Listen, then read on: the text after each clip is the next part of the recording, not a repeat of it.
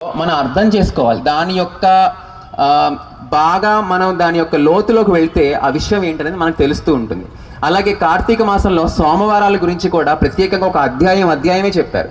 సోమవార వ్రతం చేయడం వల్ల ఒక బ్రాహ్మణ స్త్రీ ఎటువంటి విభూతిని కోల్పోయింది, ఆ తర్వాత వ్రతం చేసి ఎటువంటి విభూతిని పొందింది. వ్రతం ఆ అమ్మాయి చేయలేదు, ఒక గొప్ప బ్రాహ్మణుడు చేసి ఒక బలి అన్నం సమర్పిస్తేనే కేవలం అది తినడం వల్ల కుక్క రూపంలో ఉన్నటువంటి ఆ అమ్మాయి ఇంకొక జన్మలో ఎటువంటి మళ్ళీ విభూతులు పొందింది అనేది మనకి సంపూర్ణంగా వివరిస్తారు. అది కొంచెం అధ్యాయం పెద్దది కాబట్టి అది నేను వేదిక మీద సమయాభావం వల్ల వివరించట్లేదు. కాబట్టి అట్లా సోమవార వ్రతాలు అత్యంత ఫలదాయకాలు. అంతేకాకుండా సోమవారం నాడు శివుడికి 1,00,000 బిల్వార్చన చేసిన, లేకపోతే శివుని యొక్క మందిరంలో దీపమాలికలు ఉంచిన, శివుడి ముందు నక్షత్ర మండలం అంటారు, అంటే మీరు ఇలా యూ ఆకారంలో శివుడి గుళ్ళలో పెడుతూ ఉంటారు.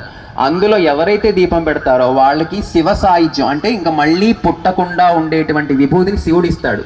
ఇవన్నీ నిజంగా జరుగుతాయి అంటే జరుగుతాయి, ఎందుకంటే పురాణాలు అబద్ధాలు కాదు. మీరందరూ గుర్తుపెట్టుకోవాలి, పురాణంలో చెప్పింది ఋషులు ఏం చెప్పారో అవి అబద్ధాలు కావు, అవి నిజాలు. ఆ నిజాల్ని మనం నమ్మి ఆచరించుకుని మన జీవితాల్ని మనం బాగు చేసుకోవాలి.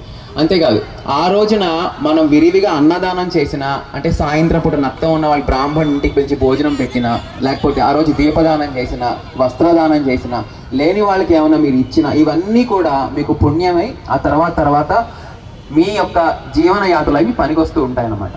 అయితే ఈ కార్తీక మాసం మొత్తం అంతా ఇంకొక ముఖ్యమైన ఘట్టం ఏంటి అంటే వనభోజనాలు.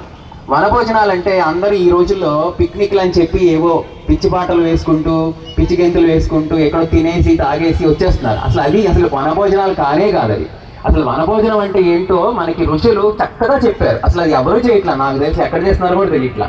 ఇంకొక వింత విషయం ఏంటంటే ఈ క్షీరాబ్ది ద్వాదశి వచ్చిందంటే అందరూ ఉసిరి మొక్కలు పీకేస్తారు, మొత్తం తెంపేసేసి వాటిని నాటేసుకుని ఇంట్లో పూజ చేస్తూ ఉంటారు. అసలు ద్వాదశి నాడు ఉసిరిని ఎవరైతే తెంపుతారో వాడికి రౌరవ నరకాలు పట్టుకుంటాయి. అసలు చాలా మందికి తెలియదు. బయట ఎవడో అమ్ముతున్నాడు, నేను కొంటున్నా, నేను చేసుకుంటున్నా పూజ, అంతే. అది కాదు, మీరందరూ కూడా ఇళ్లల్లో ఖచ్చితంగా బిల్వం, తులసి, జమ్మి చెట్టు, ఉసిరి, ఈ 4 అందరిలలో కంపల్సరీ ఉండాలి. హైందవ సంప్రదాయం అన్న ప్రతి ఒక్కడు, బొట్టు పెట్టుకున్న ప్రతి ఒక్కడు ఈ 4 మొక్కల్ని ఇంట్లో పెంచుకోవాలి. ఎందుకంటే తులసి ఉపాఖ్యానంలోనే ఉంది, ఎవరింట్లో అయితే తులసి, బిల్వం, అలాగే ఈ మారేడు, అది ఈ మన ఉసిరి కలిసి ఉంటాయో ఆ ఇల్లు, ఆ ప్రదేశం కాశీ క్షేత్రంతో సమానం. అంటే మీరు ఒకసారి ఆలోచించండి, మీ ఇల్లు కాశీ అయిపోయింది అనుకోండి, ఇంకా మీరు చేసే పూజలు ఎన్ని అయిపోతాయి, ఇంకా మీరు చేసే చిన్న పని కూడా అఖండమైనటువంటి పుణ్యాన్ని మీకు తెచ్చిపెడుతూ